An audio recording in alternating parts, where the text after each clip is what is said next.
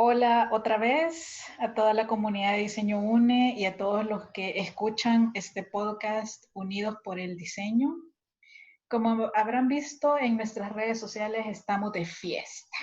Vamos a cumplir 8 años y por eso hemos agendado una cantidad de actividades especiales para ustedes. Por primera vez, 4 podcasts en el mes. Y todos son de lujo. Yo ya no les puedo decir cuál está mejor que cuál, porque la verdad todos han quedado excelentes y yo sé que el invitado que ya le voy a presentar también le va a encantar. En Diseño UNE, la verdad es que queremos y le tenemos muchísimo cariño a todos nuestros inspiradores e inspiradoras, pero el de este episodio es de los consentidos. ¿Para qué les voy a decir que no? Sí, sí. José Videgaín, bienvenido al podcast de Diseño UNE. Un honor tenerte ahora en este formato. Gracias por tenerme. No, un placer para nosotros. Eh, para contarles así un poquito de la trayectoria de José, de nuestros inspiradores desde el 2014. Él es diseñador de videojuegos, graduado en Holanda. También es una persona que ha dado vida a proyectos bien importantes, entre ellos la primera academia de videojuegos del país y otros eh, proyectos educativos también de relevancia, ya sea a nivel personal o en co-creación con otras personas y con otras marcas, y que hoy se desempeña también como director de proyectos, asesor, mentor. Yo le puedo echar muchas flores a José, ustedes no tienen una idea de cuánto, porque de verdad él es una persona no solo muy carismático, sino también muy humano. Y yo creo que ese es también el clic y el feeling de por qué él se ha mantenido por tanto tiempo en esta plataforma, no solo como uno de nuestros principales inspiradores y como les digo, de los consentidos, sino también como un amigo y un aliado. Así es. Y pues en esta ocasión vamos a compartir un tema súper importante, que son las industrias creativas y su impacto ante la nueva normalidad. No sé, Así José, es. si quieres decir algo antes de empezar esta conversación para que conozcan más de ti. Bueno, primero que todo, agradecerte, Verónica. La verdad que me siento muy emocionado que siempre me tomes en cuenta, a pesar del pasar de los años, que te expreses también de mí. Eso me llena de una gran felicidad. Y bueno, sabes que siempre contás con mi apoyo, siempre lo has contado. Y me encanta ser parte de tu ecosistema y qué felicidad que están cumpliendo un año más, que siguen creciendo y que estás explorando estos nuevos modelos que me parecen muy, muy interesantes. Ya te vamos a robar la idea. Mentira. Dale, dale. Dale, No, pero me invitas. por supuesto, hay que hacer colaboración. Claro, claro. Ujú. No, bueno, para contarles un poco, Verónica ya dijo casi todo lo que hay que saber, pero bueno, tengo una licenciatura en diseño y animación de videojuegos. Tuve la oportunidad de estudiar eso en Holanda. Me he dedicado desde entonces, desde el año 2005, al área de los videojuegos y tecnologías en general. Eh, Luego en el 2013 comencé con Arcode, que es un emprendimiento que comencé con mi socio Balbino Ailagas. La intención era convertirnos en la primera academia de diseño y animación de videojuegos en El Salvador y en la región. La verdad que lo logramos cosas muy, muy, muy interesantes. Y bueno, todo eso cambió. Hay ciclos en la vida y hay que aprender a aceptarlos. Pero muy agradecido de ser parte de este ecosistema. He aprendido muchísimo. Eh, Estoy muy empapado de lo que significa ser parte de las industrias creativas en El Salvador y en la región, que es algo que amo, algo que me encanta muchísimo, me apasiona. Me ha encantado con el pasar de los años poder formar a muchas personas, a muchos jóvenes en estas áreas y que ellos hayan podido encontrar, quizás no necesariamente se hayan quedado en las industrias creativas, pero hayan podido encontrar un camino, que hayan podido encontrar qué es lo que les apasiona y poder explorar este mundo que es tan grande. La verdad hay muchísimo que hacer, hay muchísimos ramas y áreas en que especializarse. Entonces, bueno, me ha encantado, para resumir, ser parte de todo esto. Así que es un poco sobre mí y muy agradecido de formar parte de estos podcasts. Gracias, José. Y bueno, para los que no están tan familiarizados con el concepto de industrias creativas, ¿cómo lo definirías tú? Mira, las industrias creativas es una cosa enorme, ¿verdad? En el contexto en el que yo me desenvuelvo, solo toca una pequeña rama, que es videojuegos, ¿verdad? E incluso dentro de videojuegos hay otro montón de subramas, pero las industrias creativas son todas aquellas industrias que se dedican a crear quizás a de las cosas más importantes y de las cosas que hacen mucho sentido con este tema que tú estás tocando, Verónica, porque es de las industrias que mejor le está yendo de una u otra forma, porque nos damos cuenta de lo importante que es el entretenimiento, y el entretenimiento no solo incluye videojuegos, ni solo incluye la música, no solo incluye el cine, sino que ahí están los libros, ahí está la poesía, ahí está el arte, absolutamente todo lo que son cosas que consumimos, que contienen algún elemento creativo, ¿verdad? Entonces, eso para mí son las industrias creativas. Entonces, eso abarca hasta los libros, ¿verdad? Bueno, y eso responde también a la otra pregunta. Sí, sí, exacto. Justamente eso te iba a preguntar, que qué áreas son las que involucra, pero bueno, también está la arquitectura, o sea, es muy, Sí, muy amplio, la verdad. sí, toca la arquitectura de cierta forma, pero sí es bien grande, muy, muy, muy, muy, muy grande. Si solo hablamos de videojuegos, hay otro montón de ramitas. Hay un área de programación, hay un área de diseño, hay un área de artes visuales, hay un área de dirección y producción. Entonces es un monstruo, ¿verdad? Es un monstruo, Sí. pero es muy, muy interesante. Bueno, este es un concepto prácticamente acuñado por el BID, por el Banco Interamericano de Desarrollo, que son los que más le han apostado y de verdad le siguen apostando, especialmente en Latinoamérica. Yo recuerdo haber leído uno de sus publicaciones donde ellos dicen que el futuro de Latinoamérica está en las industrias creativas. Sí, a mí ¿cómo se puede decir? ¿Premisa? Eh, sí, ¿Aseveración? esa aseveración, esa es la palabra que está buscando, aseveración, me parece muy acertada, quizás no al 100%, ¿verdad? Porque sí creo que también el futuro de Latinoamérica puede pasar mucho por áreas técnicas que no tienen absolutamente nada que ver con lo artístico o con lo creativo, pero sí, Latinoamérica y en particular países como El Salvador tienen una gran ventaja para convertirse en elementos muy, muy importantes de la cadena de valor de estas industrias. La cosa es encontrar ese camino y seguirlo al pie de la letra, porque para mi opinión, una sola forma de lograrlo. Okay. Bueno, nosotros como Diseño UNE recientemente pues hemos también no solo visto e identificado, sino reflexionado muy profundamente en el tema creatividad. O sea, estamos casados todos los que hemos nacido y nos dedicamos al rubro creativo con esa versión. Mm.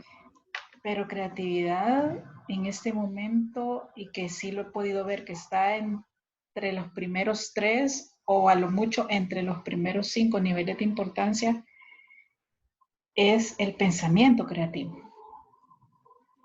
Es la forma de buscar soluciones diferentes, novedosas. Y justo el tema que tocamos hoy, pues el impacto ante la nueva normalidad, pues seguimos y de manera indefinida en un proceso que no sabemos qué va a pasar, que es tan incierto y que precisamente por eso la creatividad cobra relevancia. Definitivamente. Definitivamente tenés toda la razón, aplica súper bien. Yo siempre he sido, desde que comencé Arcode y impartía la clase de diseño de videojuegos, yo trataba de hacer mucho hincapié que diseño no siempre significa, y no debería de significar siempre, como se conoce aquí como diseño gráfico, como dibujar.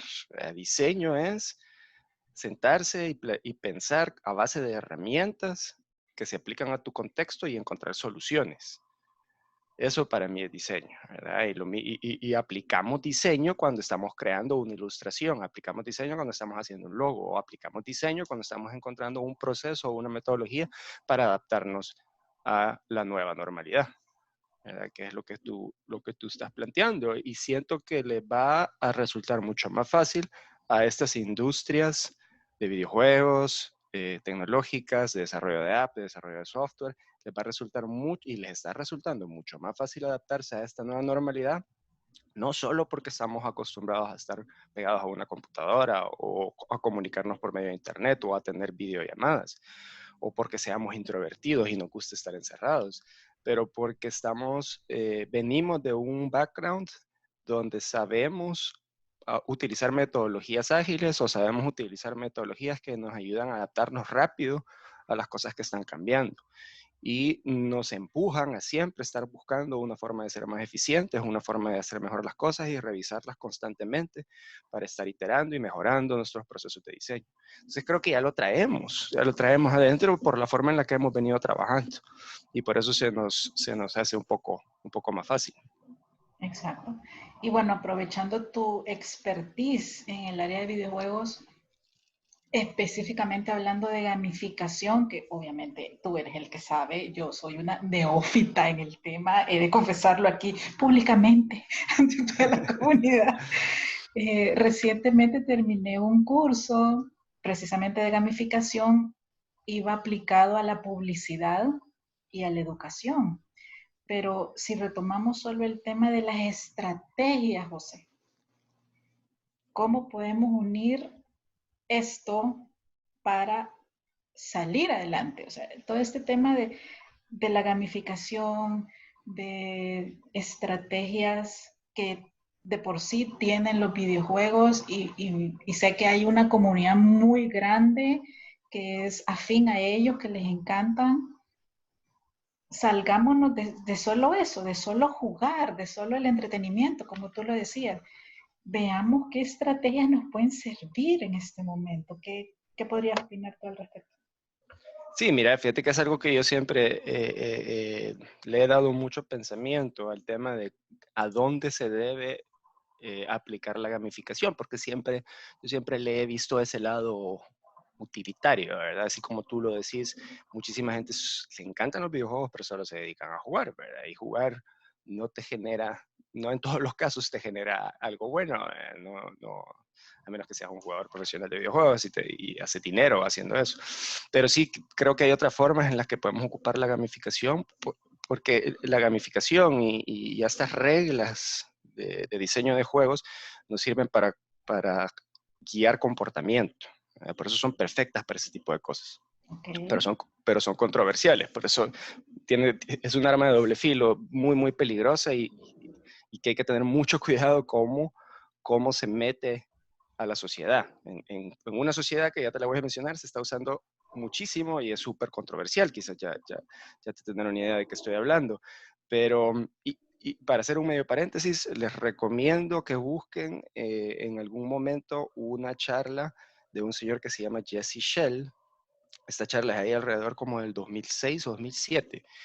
Él al final de esa charla habla exactamente de este tema, de cómo eventualmente por medio de la gamificación, recompensas e incentivos, podemos ir forjando comportamiento y actitudes dentro de la sociedad. Entonces él hablaba del concepto y la idea de que en algún momento nosotros vamos a recibir puntajes por leer el libro que compramos. Y leer el libro, llegar a la página tal en tal semana, nos va a llevar a cierto puntaje que eventualmente nos va a significar un descuento en la tienda de libros donde normalmente compro libros. que me cepille mis dientes de la manera correcta y me tarde el tiempo adecuado. Eso me va a generar puntos que eventualmente me va a dar descuentos cuando yo llegue al supermercado y compre pasta de dientes de esa marca. ¿Verdad? Entonces, esa es como una idea de empezar a introducir gamificación para generar el comportamiento que queremos dentro de la sociedad. Pero es súper, súper controversial porque nos lleva a este concepto de que nos están controlando, que saben absolutamente todo de nosotros, que es lo que está pasando en la sociedad china. En China ya tienen este modelo implementado desde hace años y la sociedad china la está aceptando en su mayoría, le gusta, y todo lo que ellos hacen está basado en puntos, absolutamente todo. Entonces ellos no toman, o si toman al revés, si toman y están intoxicados en la calle y tienen un comportamiento inapropiado, pierden puntos. Y este es un puntaje general que controla el gobierno. Entonces eso tiene sus cosas bien peligrosas. Definitivamente.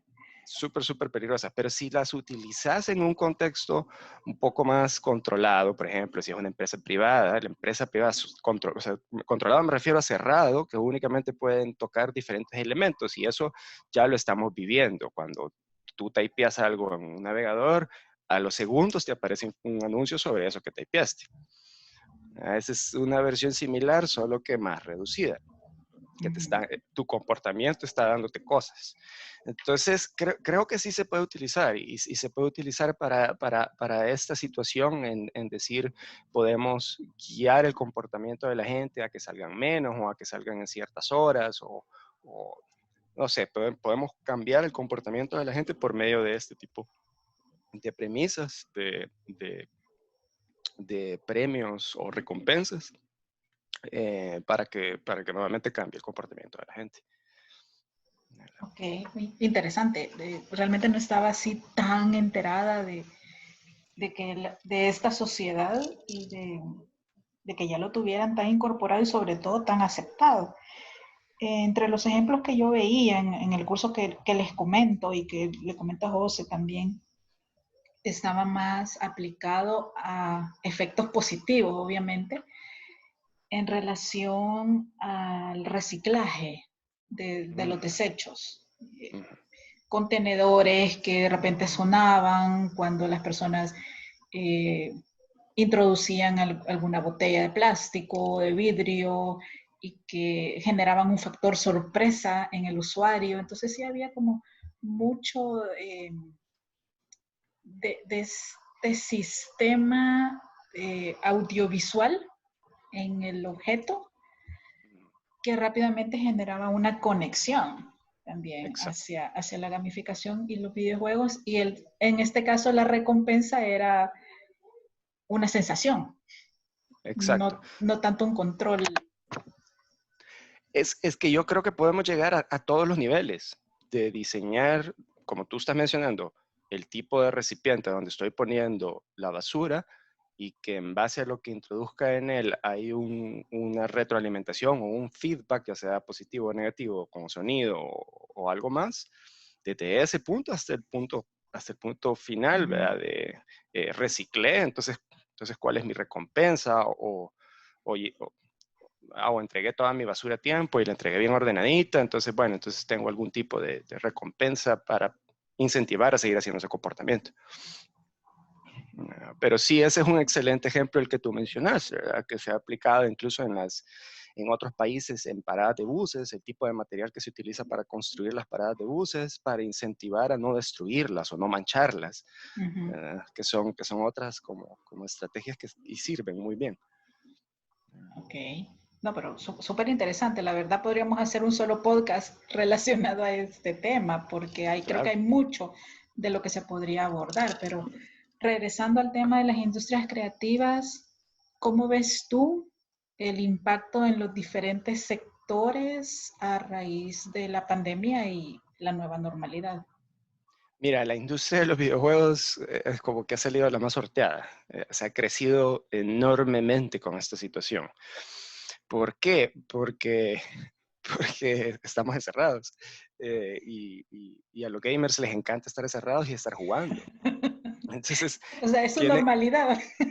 esta es su normalidad. Te digo, los gamers no quieren que esto se termine, porque se ha generado muchísima más demanda de los productos, los precios han bajado, están regalando videojuegos, un montón de plataformas están regalando videojuegos solo porque estamos encerrados, para ayudarnos a sobrevivir. Entonces, ha crecido muchísimo. O sea, están vendiendo más, están abriendo más tiendas en línea para que la gente compre. No ha bajado para nada. O sea, y sé que eso es un poquito contrastante, por ejemplo, el del cine. El cine se puede defender todavía. Si te das cuenta, todo lo nuevo que vemos, lo vemos en Netflix, porque ya no vamos al Sí, cine. No sí. vamos a un cine. Entonces, ese eventualmente va a ser una nueva normalidad para ver el contenido audiovisual de siempre. Ya no va a ser tan normal ir al cine, va a ser más fácil pay-per-view, lo ves desde tu casa, en vez de ir al estreno tradicional. No digo que eso es lo que vaya a ser siempre, pero va a ser menos lo otro y un poco más lo... Entonces los videojuegos, como siempre han estado en este ecosistema, como le gusta este ecosistema, están creciendo, están floreciendo.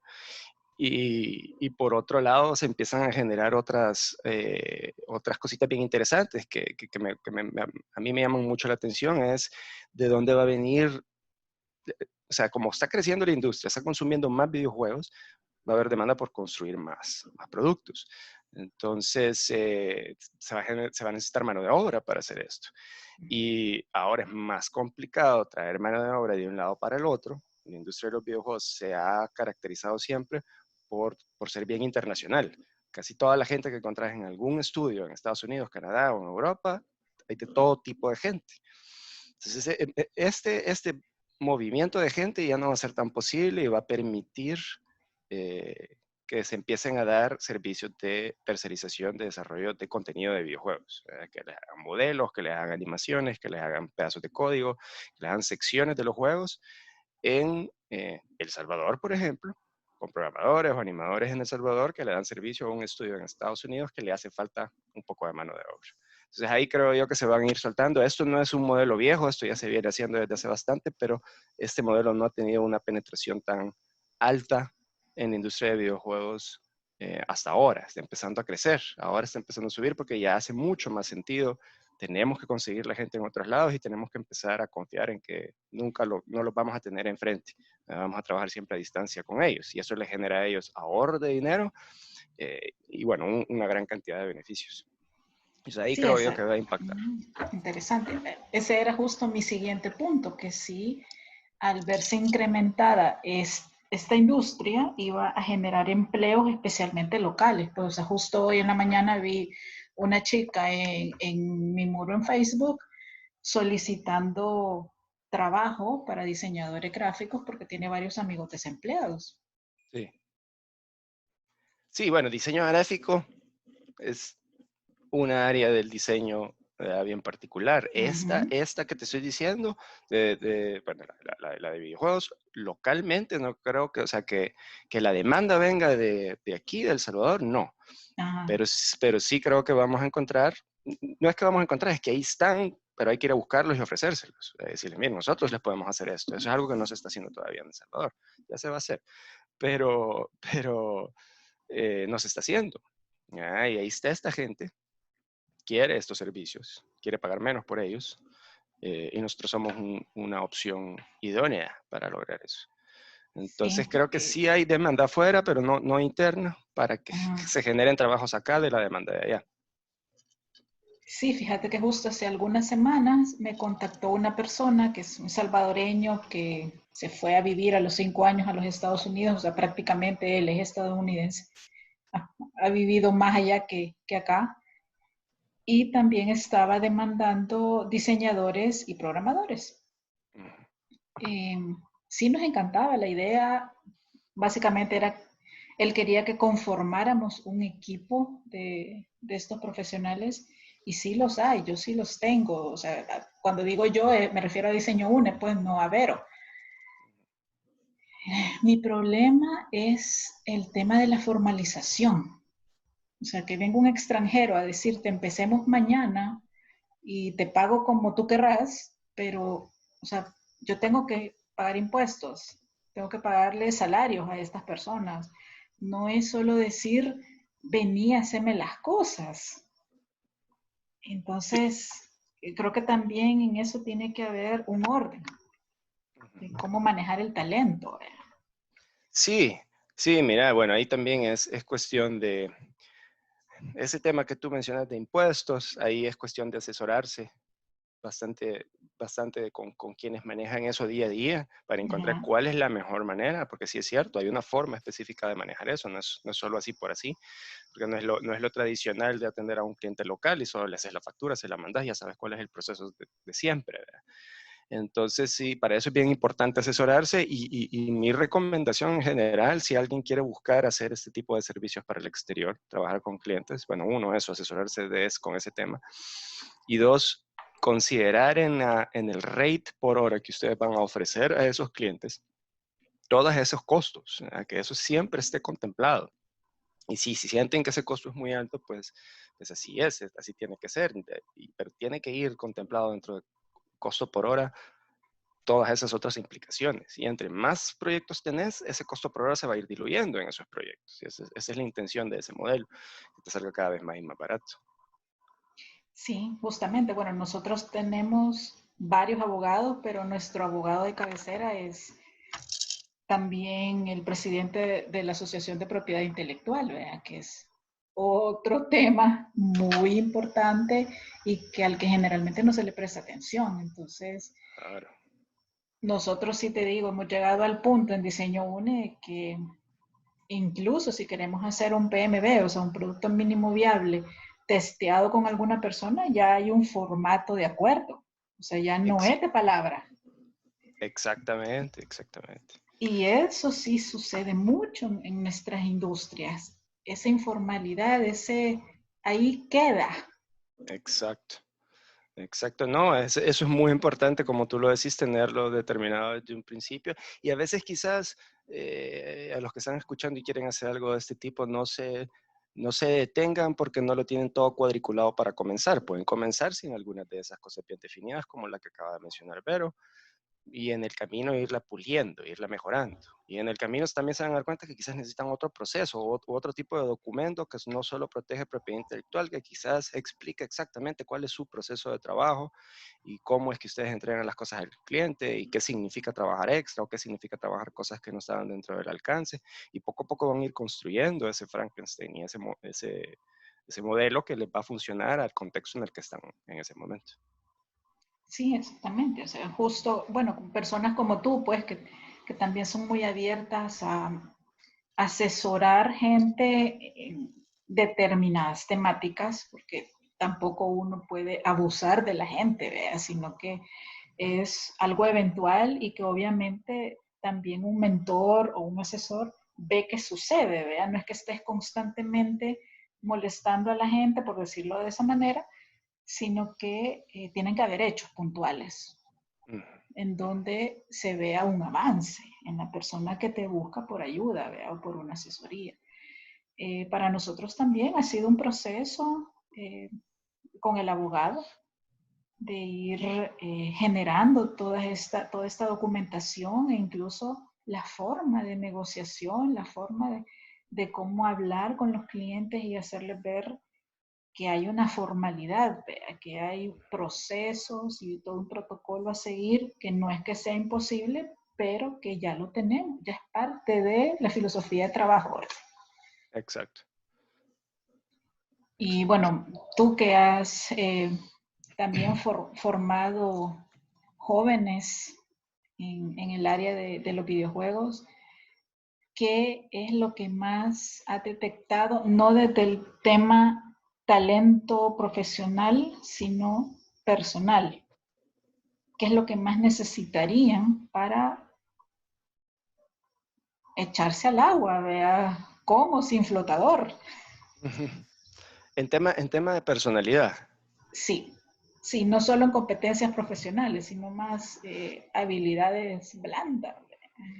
sí, bueno, ahí pues muchísimo la habilidad blanda humana de saber cómo interactuar valga la redundancia, con otros humanos, que esa es una gran carencia de la industria de los videojuegos o de las industrias tecnológicas, que mucha gente, o sea, yo no lo digo como una crítica o una cosa mala, es que simplemente sí son muy introvertidos, no tienen, les cuesta, eh, les cuesta interactuar, así como tú y yo, tener una conversación de cierta manera para ellos no es tan sencillo. Eso creo que es algo que se tiene que reforzar, enseñarles a cómo hablar, a cómo leer a la gente, cómo entender, cómo llevar una conversación. Eso, aunque se escuche simple, pero sí es algo que les carece bastante, ¿verdad?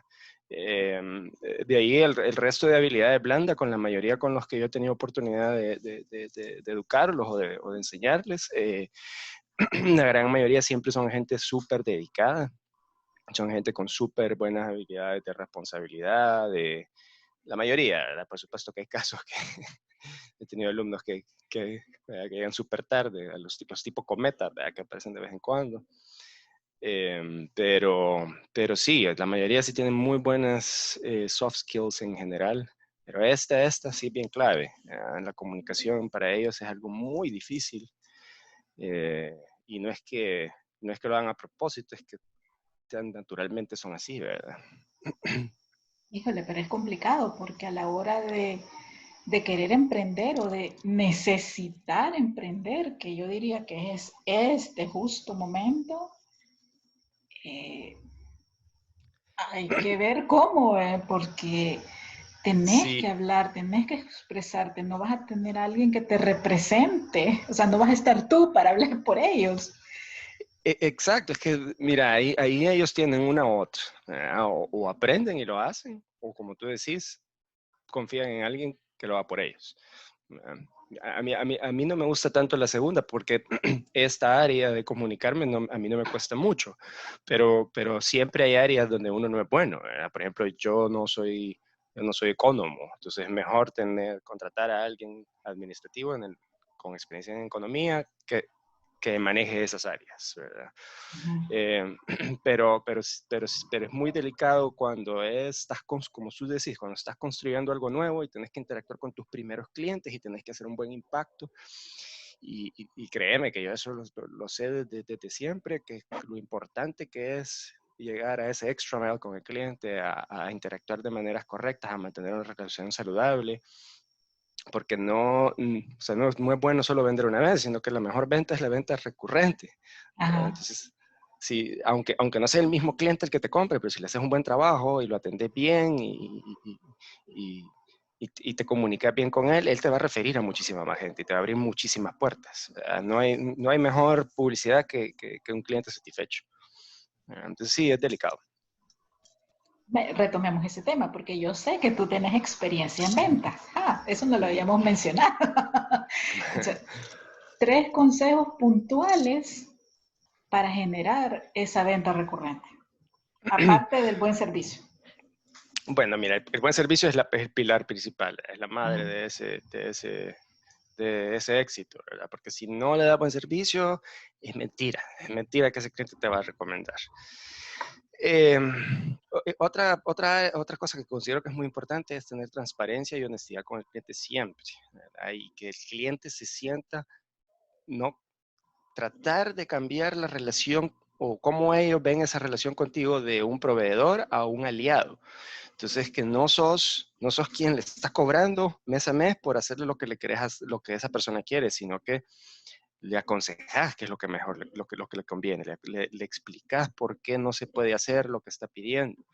Entonces, eso creo yo que es supremamente importante conectado con eh, trabajarle bien, dejarlo satisfecho, dejarlo feliz, porque también puedes hacer lo otro y ser súper no cordial o que sea doloroso comunicarte con el proveedor, eso a nadie le gusta.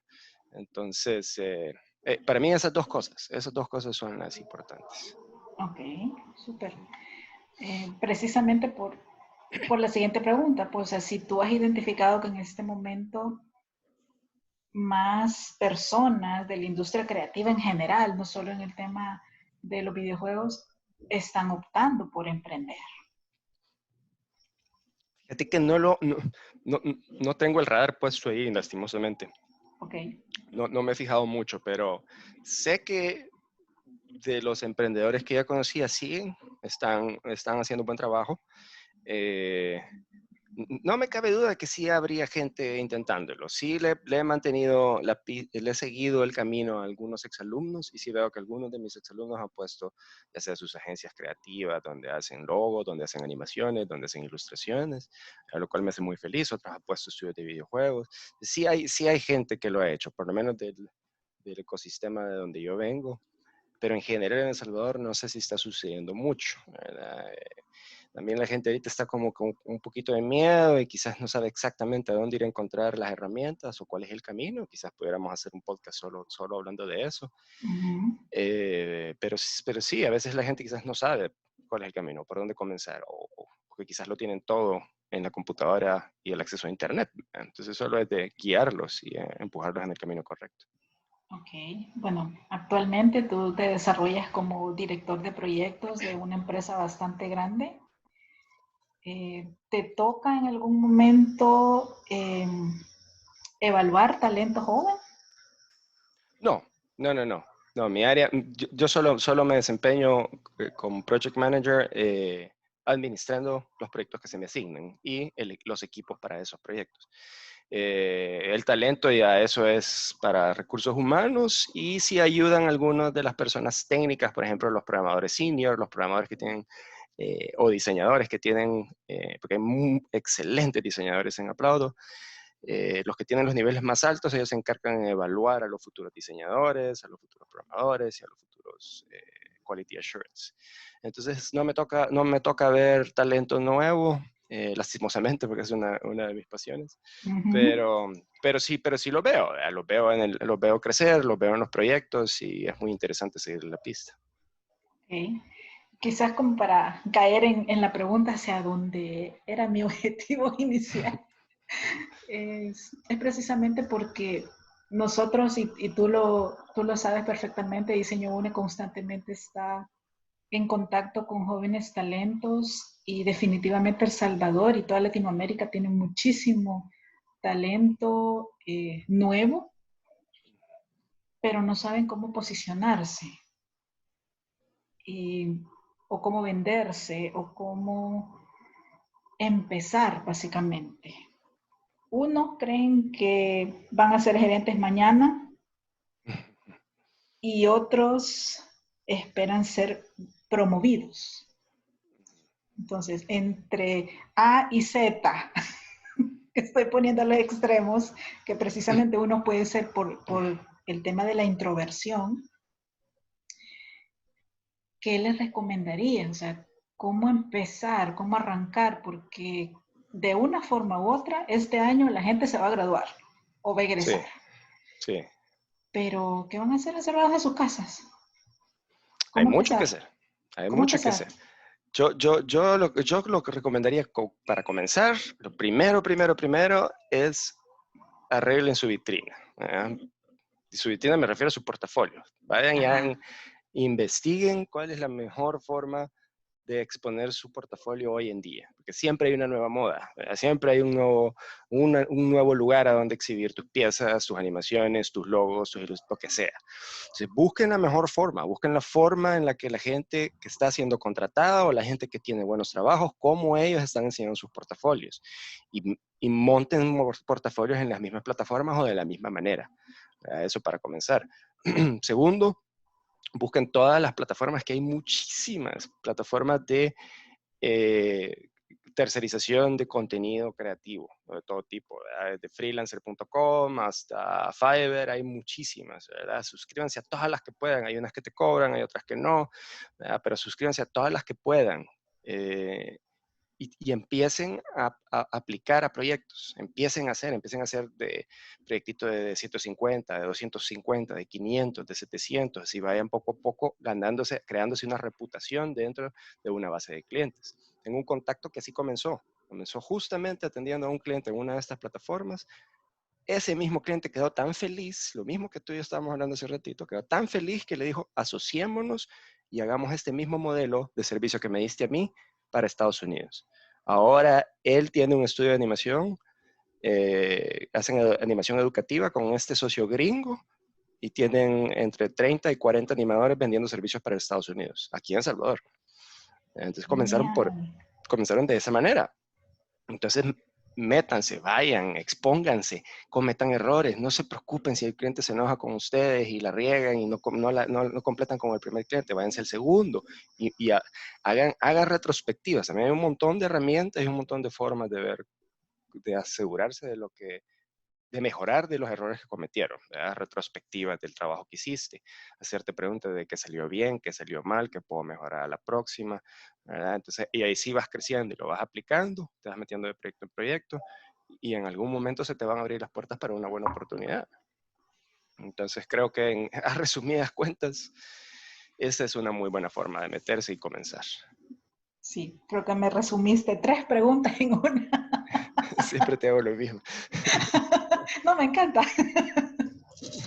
Súper bien, porque precisamente lo he podido ver con algunos exalumnos, especialmente exalumnas que tienen clientes de otros países y precisamente como su vida transcurre en una computadora, al momento de interactuar persona a persona, no pueden.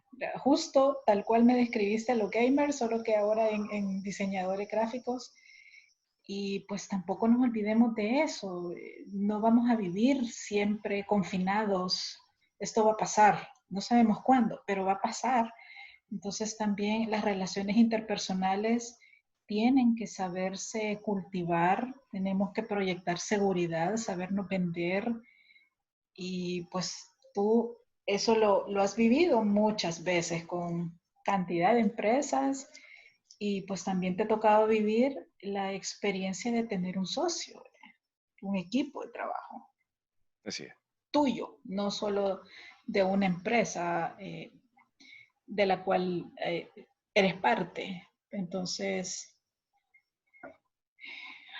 ¿hacia dónde vamos? Para José Videgaín, ¿hacia dónde van las industrias creativas ahorita? ¿O hacia dónde deberíamos también de apuntarle? Sí, mira, yo creo que va para, en general, la industria creativa globalmente va para un futuro bastante interesante. Va a crecer, creo que no se va a parar, no va a parar de crecer, va a crecer mucho más. Van a ser años récord de estos para la industria de los videojuegos. Así que eso en general apunta a que el pastel se va a hacer más grande y hay más oportunidades. Y eso me lleva a responder lo otro que me decías, ¿qué hacemos nosotros? ¿A dónde apuntamos? ¿Cuál es nuestra visión local? Como ha dicho muchísima gente, think globally, act locally. ¿Verdad? Entonces, ocupar esa mentalidad, hay que pensar en el escenario global, hay que ver cómo las cosas se están moviendo en el escenario global y ofrecer soluciones a las demandas que tiene el escenario global desde nuestro escenario local. Entonces, ver cuáles son las necesidades que tienen los estudios grandes de videojuegos o de tamaño mediano o de tamaño pequeño y ver de la manera de satisfacerlas con el contexto que tenemos ahora. Teletrabajo, trabajar a distancia, ofrecer servicios de un país a otro y encontrar la mejor forma de hacer eso eficiente y rentable, porque es muy, muy rentable, ¿verdad? Muy, muy rentable. Bueno, súper interesante, ya lo escucharon. Hay que salirse de la caja, como tantas veces hemos escuchado. Y para los que ya viven fuera de la caja, hay que seguirse moviendo. Así es. Y bueno, también recomendarles que busquen los libros electrónicos del BID, del Banco Interamericano de Desarrollo. Hay creo que 3 o 4 publicaciones específicas sobre industrias creativas, con estadísticas y estudios que ellos han realizado. Creo que también tener ese contexto eh, no solo global, sino en este caso latinoamericano, que es el que ellos hacen, sirve mucho para informarse y saber qué está pasando en otros países o si ustedes aplican a plazas en otros lugares, pues saber también cómo poderse mover, ¿verdad? O qué expectativas tener. Igual el tema de tendencias en las diferentes áreas, marketing, redes sociales. Bueno, hay una diversidad de temas complementarios de los que podemos hablar que son necesarios, que es importante saberlos, así como de repente yo llegué a la gamificación siendo no niña videojuegos, pero ahora estoy fascinada con el concepto, pues creo que así le puede suceder también a muchos, que a lo mejor en este momento lo tienen como un hobby y que más adelante lo pueden despertar ya como algo remunerado. Claro, definitivamente. O sea, es aplicable a cualquier faceta de la vida. Exacto. O sea, aquí no hay edad. El Así, tema es querer y hacerlo, así es, hacer que suceda. así es. Bueno, siempre es un placer platicar contigo, José Igualmente, Videgaín. Gracias por igualmente. siempre estar, por siempre podemos contar contigo, con tu consejo, mano amiga, paño de lágrimas, de todo. Siempre a la orden. Y bueno, te mandamos un fuerte abrazo y Gracias, espero igual. que todos los que escuchen, no solo este mes, sino pues va a quedar ahí en la plataforma, este podcast les sea de mucha utilidad y pues ya saben que también pueden contar con José para alguna inquietud y con Diseño UNE todo el tiempo. Perfecto, a la orden. Muchas gracias, Verónica, por invitarme y por ser parte de esta celebración y desearte que cumplan muchísimos años más. Gracias.